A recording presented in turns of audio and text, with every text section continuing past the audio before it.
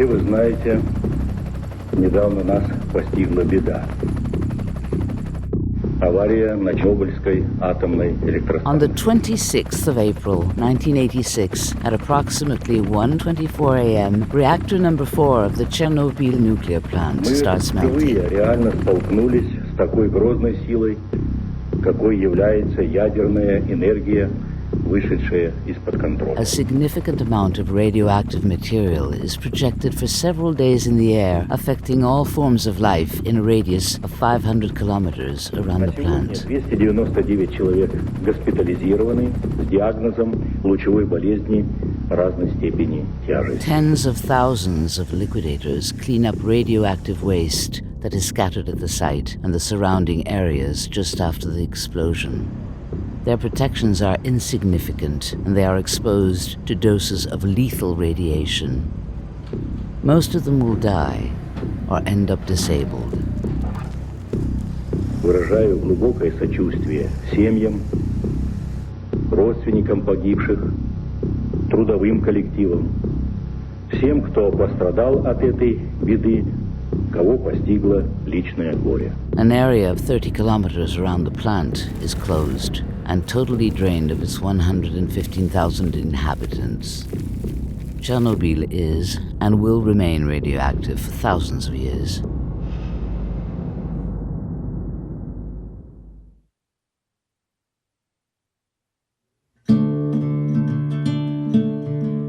"30 years after the disaster, what is it that drives man to come back to this contaminated land?" At about an hour and a half drive from Kiev, the checkpoint Dityatki marks the entrance into the 30-kilometer forbidden zone. Access is strictly regulated, and the army controls every entrance and exit.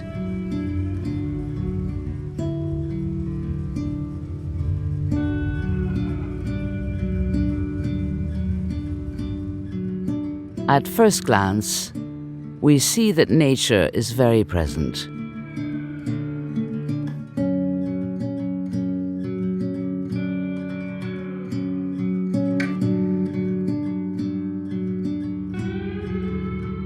In 1986, Chernobyl city had about 1,300 inhabitants, and officially today, there are none. Despite all this, grass is mowed, and houses are maintained, and you quickly forget where you are. But the devil is in the details.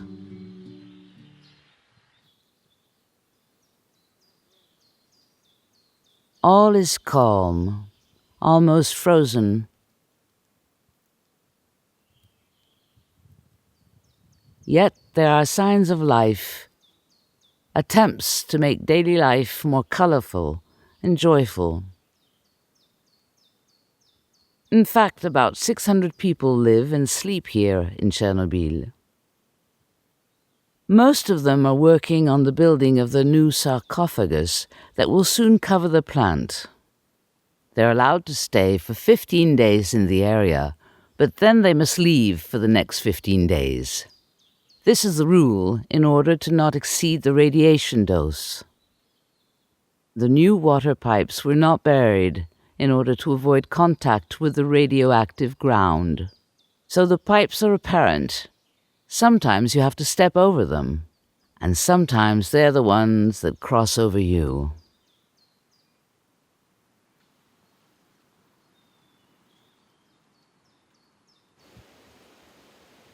And all of a sudden, at certain hours, life starts up again. Cars go by. People walk home or ride their bikes.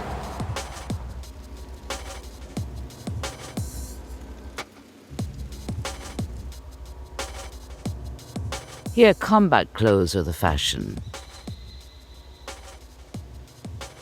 It's as if everyone was at war against the invisible enemy. Radioactivity in the city is near to normal. In subdivisions, homes were abandoned immediately after the disaster. people left everything.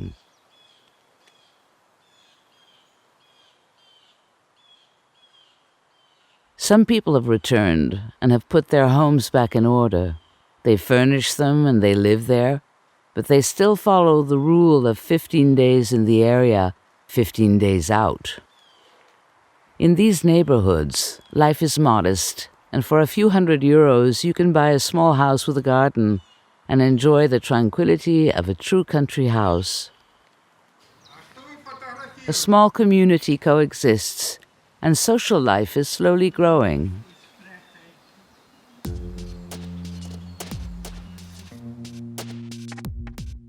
In 2013, a cafe opened in the heart of the city of Chernobyl.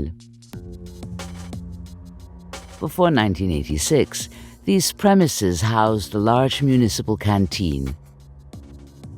The establishment was called Canteen Number 10, and the cafe was christened Café 10. Coincidence or destiny, it's 10 kilometers from the plant. It is open from 7 a.m. to 10 p.m., and every day 30-some people have a drink or eat Ukrainian specialties on the menu. Several devices continuously measure radioactivity. The cafe also offers rooms worthy of a good hotel in Kiev. Sergei, the boss, made a bargain when he settled here. У нас відвідувачі різні. І ті, що працюють тут люди, і ті, що відряджені, і ті, що туристи.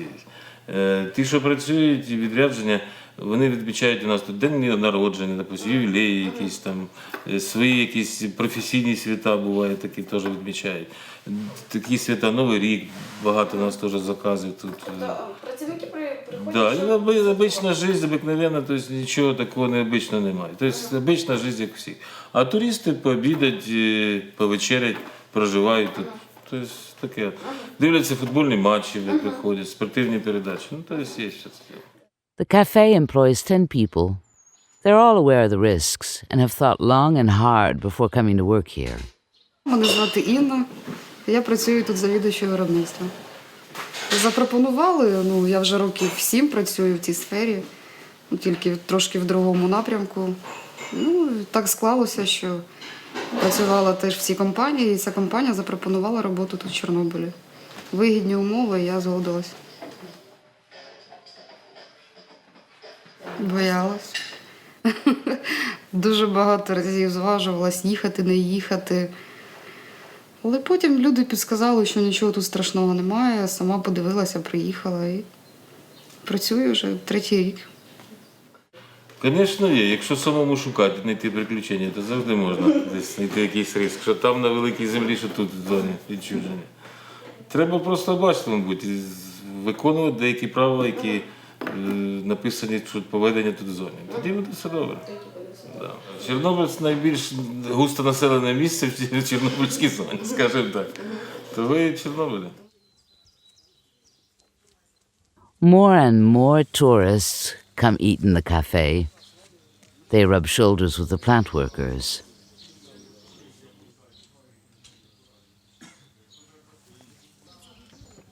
Noon is the rush hour.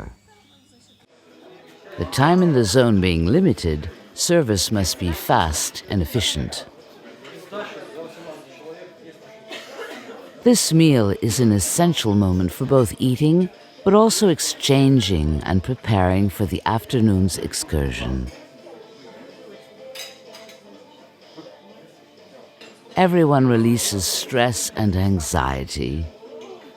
Coming to Chernobyl is far from trivial. Звісно, приносить. Приїздять люди, яким хочеться після екскурсії такої десь посидіти в нормальній обстановці, щоб було уютно, щоб люди були привітні, щоб було чисто. А в нас це єдине кафе на Чорнобилі, де можна це зробити. The cafe even has its gift shop.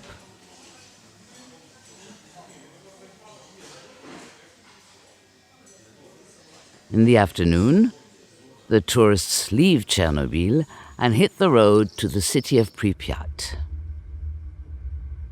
Fresh out of Chernobyl, we must go through a new military checkpoint. We enter the 10-kilometer zone around the plant. The Red Forest, this is the name given to the 400 hectares of pines that once surrounded the plant. After the accident, the trees turned red because of the radioactive radiations. The whole forest was bulldozed and buried. Today, the new arch construction is visible from afar. It will replace the old sarcophagus, and it will entirely cover the plant.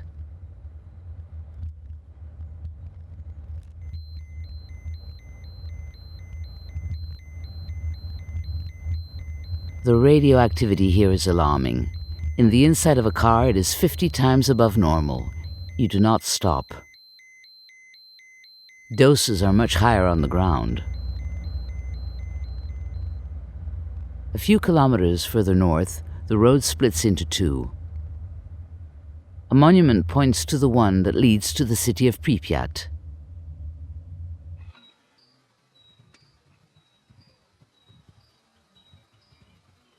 One must cross the Bridge of Death. The day after the disaster, the inhabitants of the city gathered here to watch the plant burning. On this bridge, they all received lethal doses of radiation. On April 27th, 1986, at dawn, the city of Pripyat was still asleep. The white flashes visible in these images are due to radiation.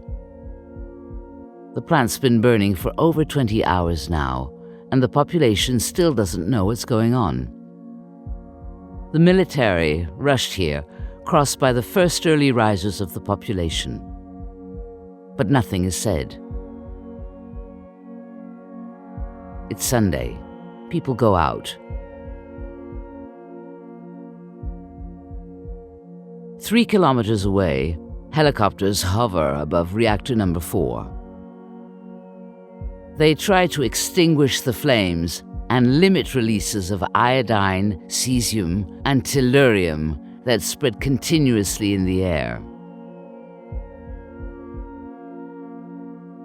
Every hour, the army measures radioactivity around the city.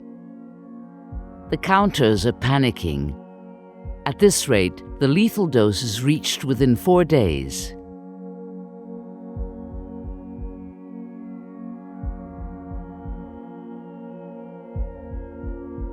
Precisely 49,360 people live here.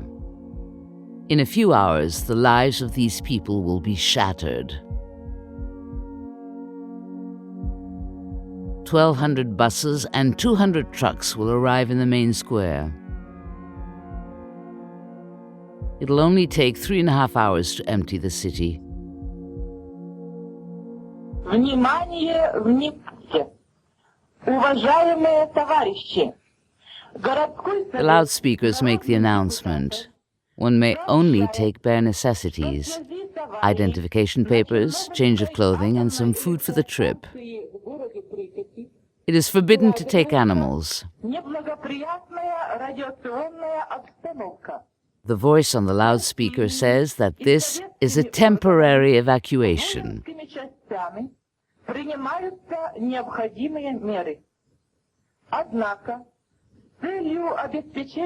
The first buses enter the city early in the afternoon. People leave their apartments, and entrances of buildings are locked behind them.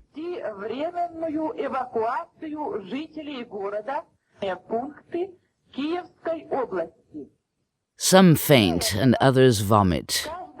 Most of them are already heavily irradiated.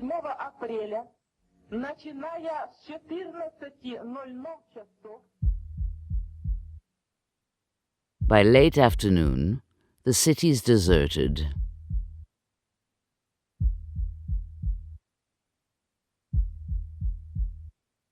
The families will be rehoused in social apartments in Kiev. They will be rejected and abused. No one wants to live near contaminated neighbors. Those that left for 3 days would in fact never return.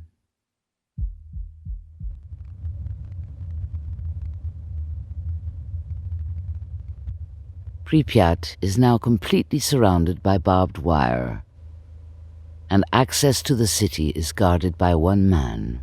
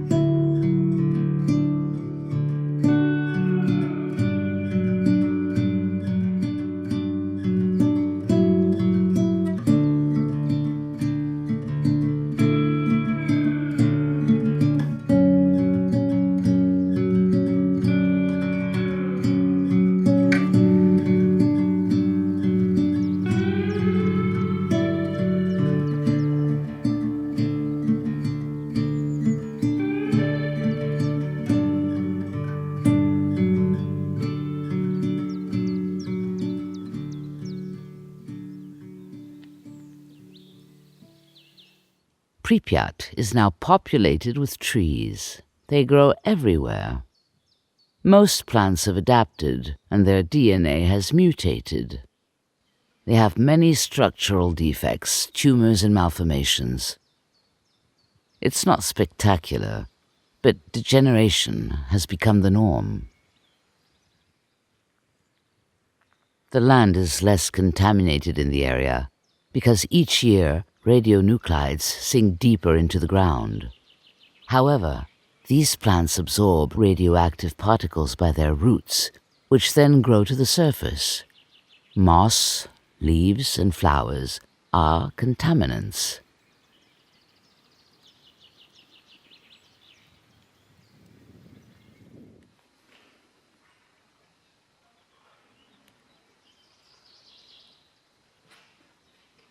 The Pripyat swimming pool has become one of the most visited places in the city since it appeared in a famous video game. Some come from far away just to see it for real.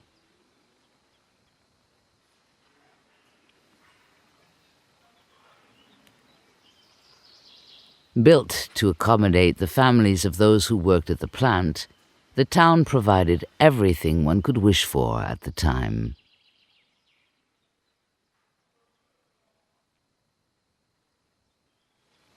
Right next to the pool, we can see the trace of an old courtyard of one of the 5 schools. 1,000 students studied here.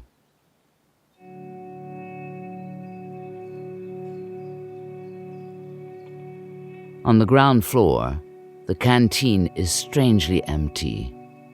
Even the heavy cast iron radiators are gone. Looters came and took everything that was valuable.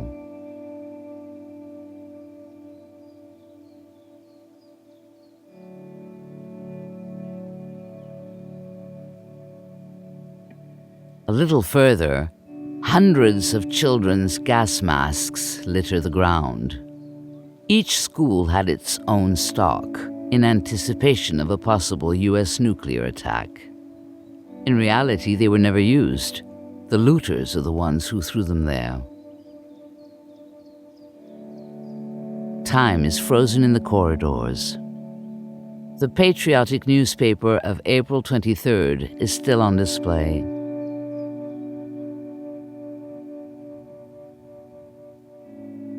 In some classrooms, it feels like the day after the disaster.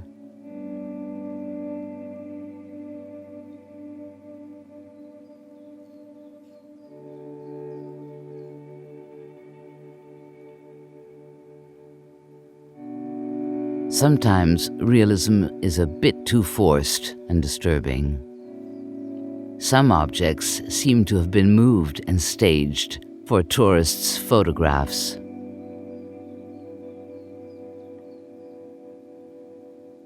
The city has the most contaminated spots in the whole area, yet it attracts more and more people.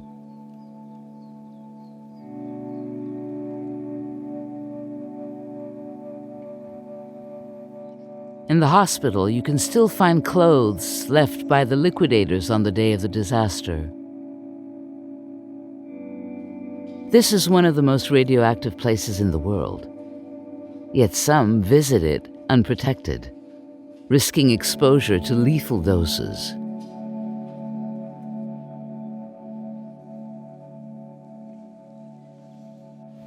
The area is often compared to a nature reserve, thanks to the great diversity of flora and fauna that are present. Hunting and fishing are prohibited. In the little port of Pripyat, the last moored boat has almost finished sinking.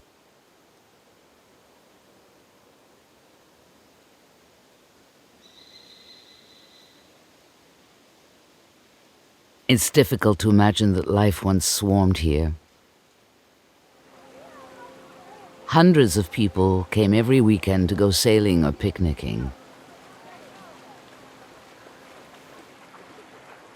In this tavern at the water's edge, young people used to meet and flirt.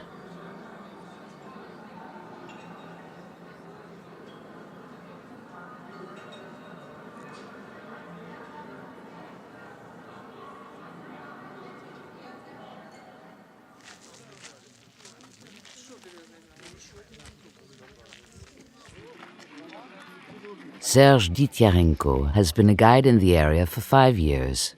His work is his passion, but he admits that being here is also a form of fighting defeat. The Ukrainian army is fighting to keep its land and border from Russia, whereas here we are in the process of taking back soil contaminated by the former USSR. Первый раз это было для меня как хобби. Я организовал поездку для своих друзей. Всем очень понравилось. После этого начали поступать запросы от иностранных компаний. И это все вылилось в бизнес. И моя задача это довести людям, которые сюда ездят, всю информацию про эту катастрофу, показать интересные места, чтобы люди прониклись этой темой, чтобы поняли, насколько действительно это была глобальная катастрофа. Это абсолютно безопасно, так как людей сопровождает гид. И он показывает Чернобыльскую зону только в безопасной зоне, скажем так. An amusement park should have been opened 4 days after the disaster. Yet the Ferris wheel was started the day after the explosion to keep the locals busy and avoid panic before the evacuation.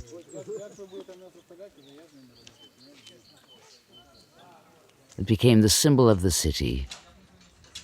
This is the inescapable cliché.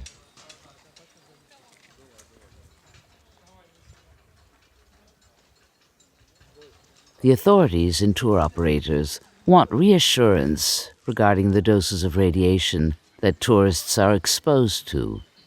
But nobody knows the real impact of such visits on the body. So-called black or morbid tourism is on the rise. Travel agencies have seized this opportunity.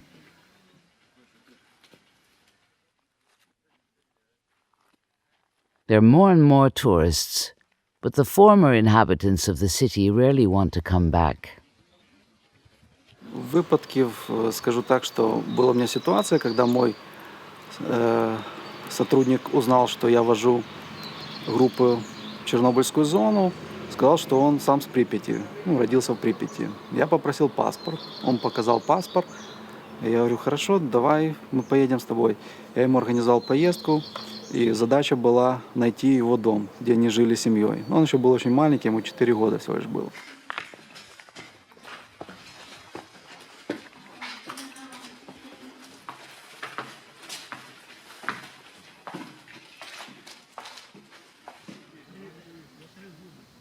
И когда мы сюда приехали, мы нашли его дом. У него было очень много эмоций. Он звонил своему отцу, говорил: папа, я в нашем доме. Вот она была видеть, насколько эмоционально был человек. Потрясен. Это, наверное, такой самый запоминающийся случай. Кроме того, у меня подрастает 2 сына. Одному из них уже 13 лет. И он мечтает приезжать сюда. Возможно, я передам свои навыки, и он будет продолжать возить сюда туристов. By late afternoon, tourists who are still in the area return to the cafe. At dusk, exterior doors are locked. In the area, a curfew is in place until morning.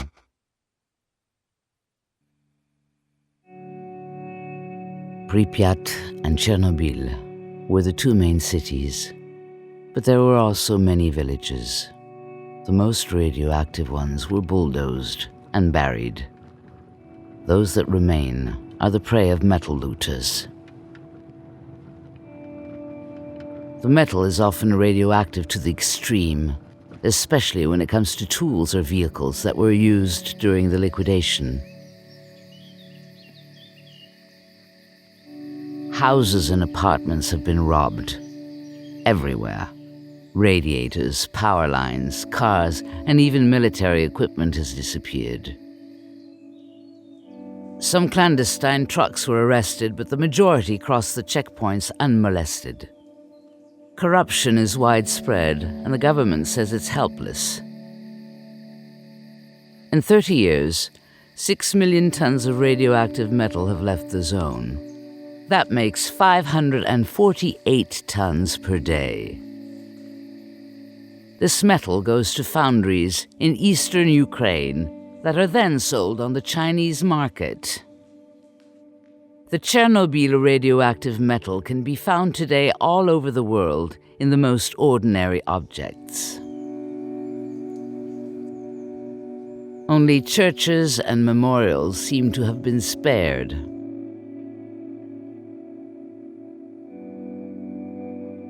Looters haven't passed through this kindergarten yet.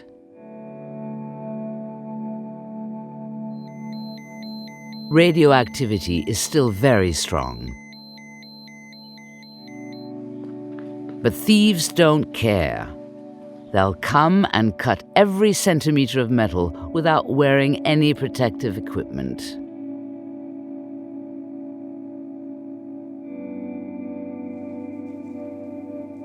These men often live in precarious conditions and don't care about risking their future health.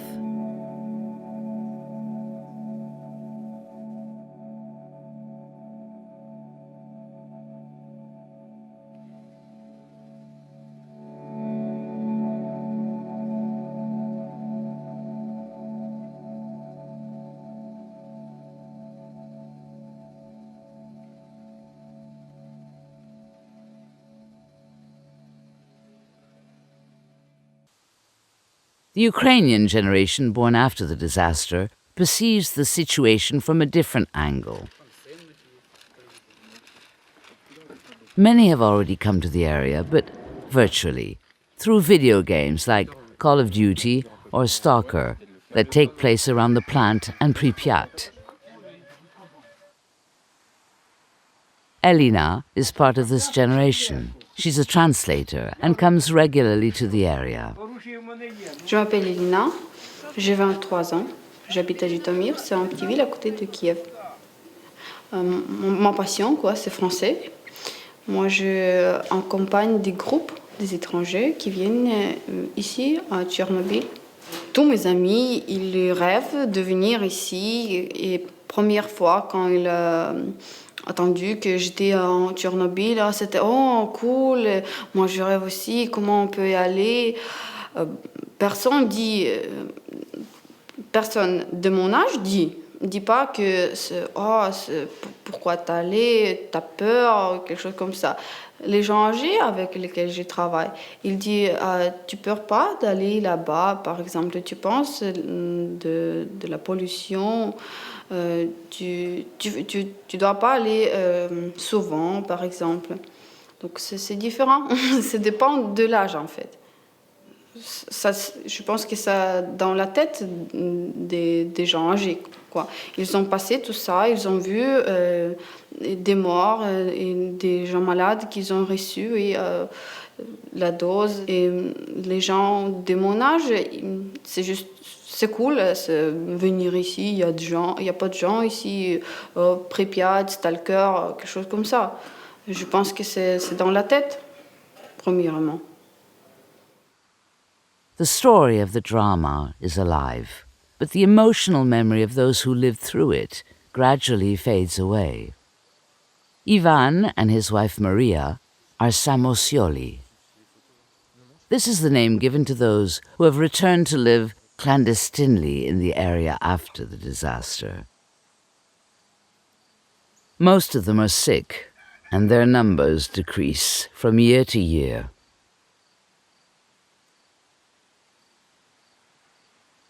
They live in near Baudoncq, and when we ask them why they return to live in the Forbidden Zone, their answer is simple. Their life is here.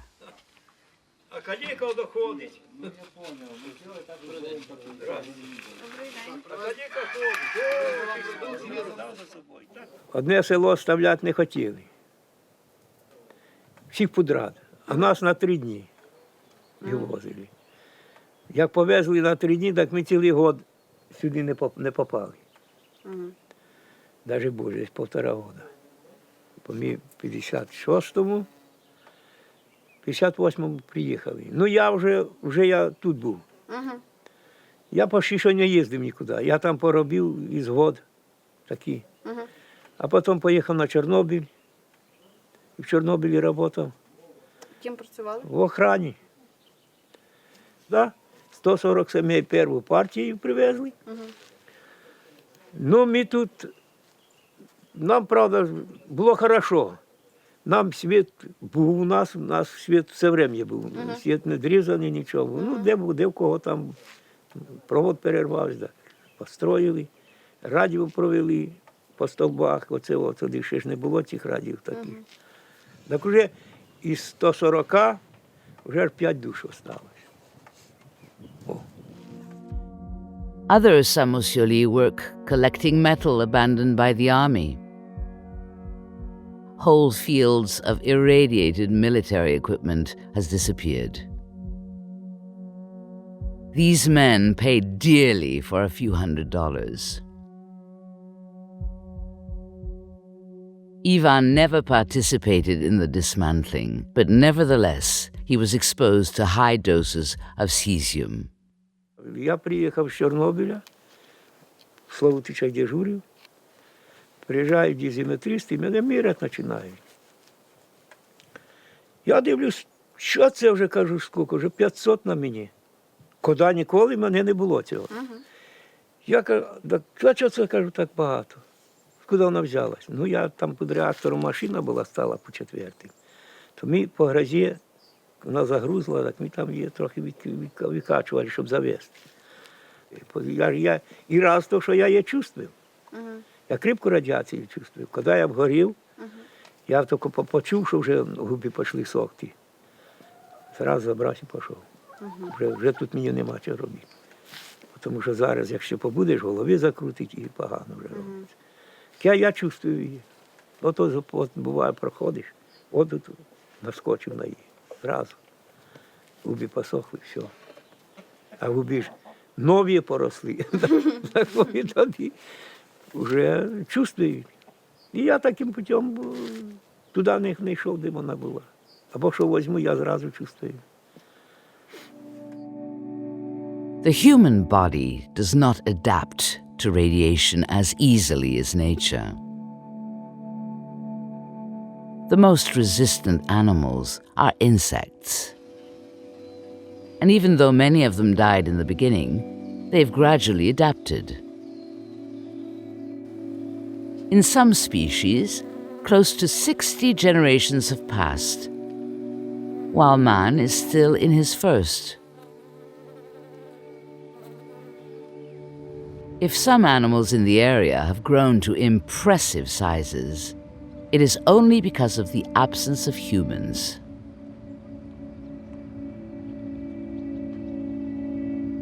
Among the regulars of the area, Misha is a regular customer at the cafe.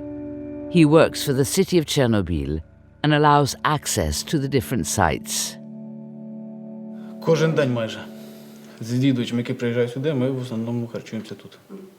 Ну і склалося так, що сім'ю, той населений пункт, в якому я родився, в якому я проживав до 5 років, нас просто переселили в 94-му році.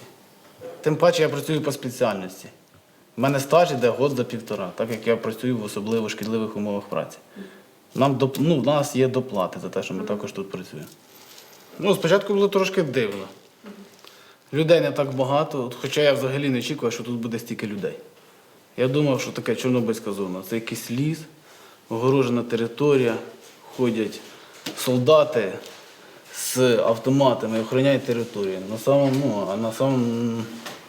Як з'ясувалося, це зовсім по-іншому. І людей працює побільше. Умови в нас нормальні. Є спортзали, магазини, міліція, навіть ДАІ, прокуратура, СБУ, все, моніторинг проводиться радіаційний, централізовані підприємства по поводженню з радіоактивними відходами. Все нормально, нормальний спосіб життя, тільки що немає дітей, немає школ. Це чуть-чуть так воно дивно, але звик до цього. Пристосувався і мене зараз абсолютно все влаштовує. Despite the reassuring speech of the authorities concerning radioactivity in the city, the 30-kilometer zone is strictly prohibited for pregnant women and children under the age of 18. Уже нічого мене не шокує. Поначалу шокувало сама станція, сам вигляд, як ми на неї заїжджали, як почав дозиметр пищати. Поначалу це було трошки стрьомно, скажімо так, а потім я звик. Просто я знаю, як себе потрібно поводити, я знаю норми, правила. Якщо їм чітко слідувати, все буде нормально. The Lenin plant lies between Chernobyl and Pripyat. It is the heart of all concerns. The old sarcophagus, hastily built around the remains of reactor number 4, is no longer sealed. Some gaps are large enough to drive a car through them. Recently, the building structure became unstable and scaffolds were built to prevent its collapse.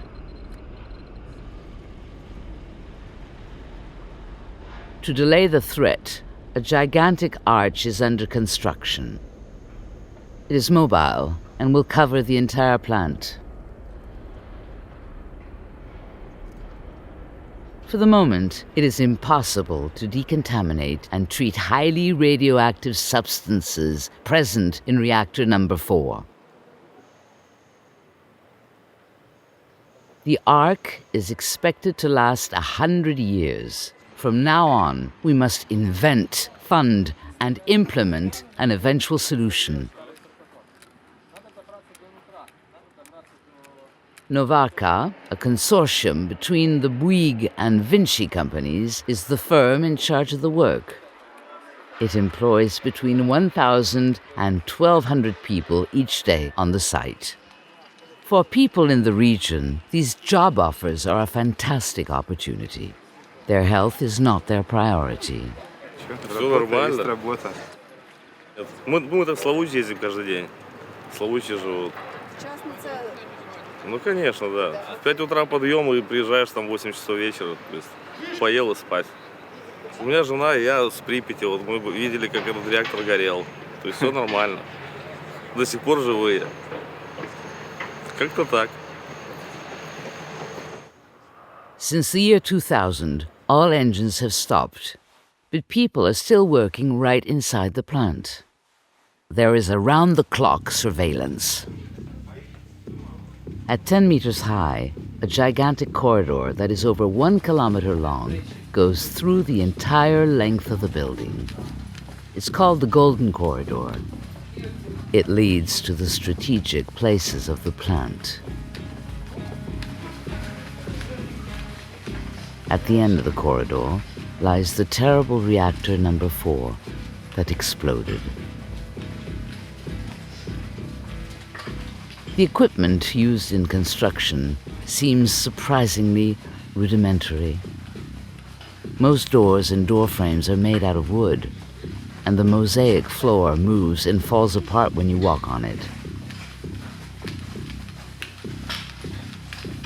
The Lenin plant was nevertheless known to be one of the safest and most modern of the former USSR. Despite the dangers, the plant was kept in business after the disaster. The decision to completely shut it down was only made in December 2000. The other reactors had become too threatening.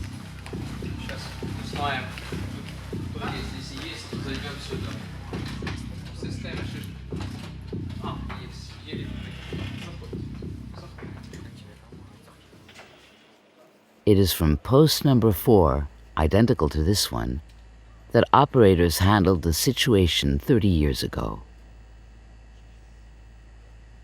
We now know that the center had some design flaws, but if the explosion occurred, it is because of human error. Chernobyl is not unique. The oldest plant of this type is located in Leningrad, Russia. And we discovered that in 1975, a similar incident had occurred. The accident was less important than here. There are still 10 plants using this style of technology worldwide.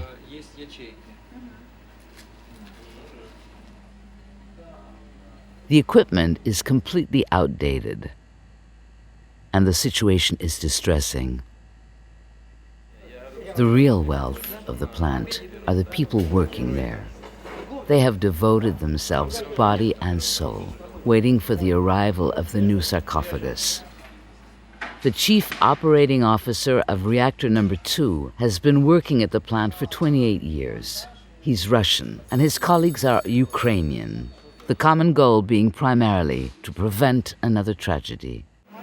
То есть никто нас насильно сюда тогда не толкал в Советском Союзе. То есть это я вот, например, по распределению поехал.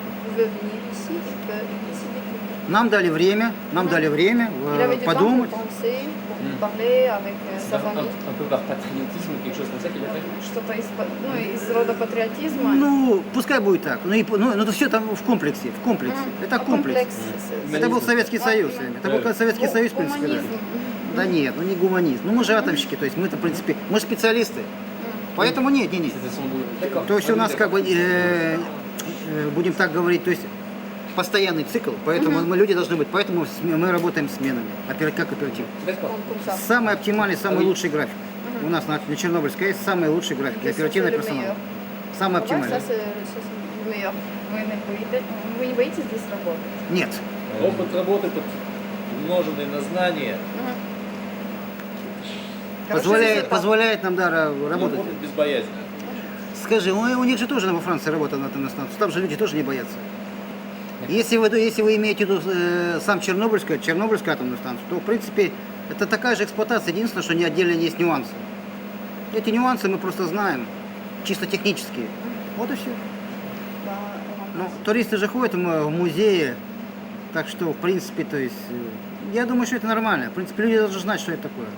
Что такое атомная станция, к чему это может привести, если, допустим, не дай бог, что-нибудь не так сделать. Поэтому это нормально. Всего удачи. The authorized dose for nuclear workers is 20 times higher than for an ordinary citizen. If we go deeper into the core of the plant, towards reactor number 4, the passage suddenly darkens. The corridor is narrow and damp. The walls are peeling. The dosimeters are creaking continuously. In the cooling air passages between reactors 3 and 4, most accesses have been processed. Yet radioactivity is extremely variable, and where the worn-off linoleum exposes the concrete floor, the measures are very high. This big white wall is the sarcophagus built after the disaster.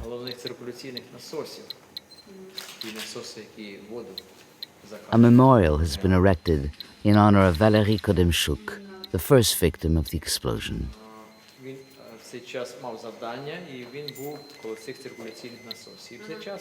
Here, radioactivity in the air is 16 microsieverts. In other words, 160 times above normal. Behind this red door, less than 20 meters away, is a corium, also called elephant foot. This is a highly toxic and radioactive magma. It destroys everything in its path. Its temperature of 2,500 degrees does not decrease in contact with air. It will remain radioactive for 250,000 years. It kills all those who approach it in less than 5 minutes. Before exiting the plant, one must pass a security checkpoint that measures radiation. But is the machine really working? The guide says it hasn't beeped in 30 years.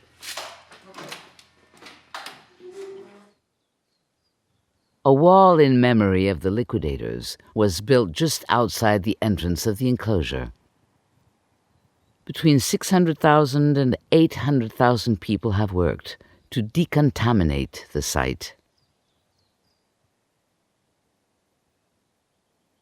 They were volunteers and considered that their involvement was part of their duty. Without them, the Chernobyl disaster would have severely contaminated all of Europe.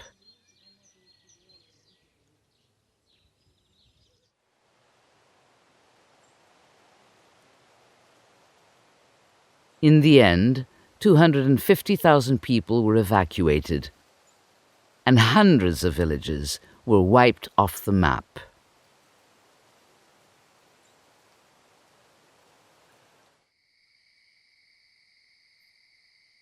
Tonight, there's no curfew in Chernobyl. Once a year, the city lets the liquidators' families come in for a few hours.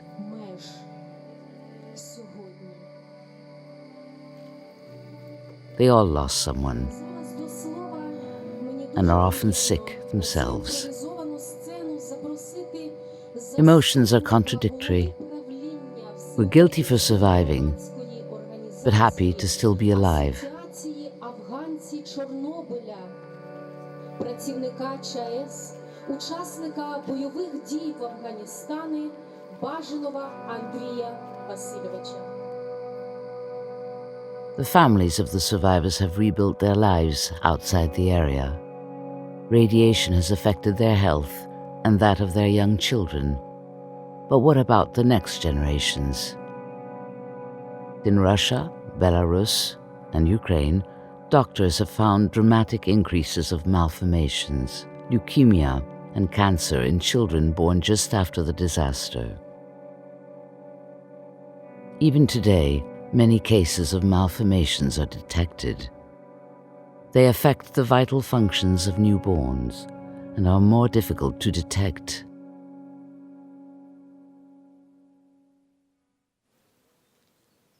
"30 years have passed, and man is back in Chernobyl.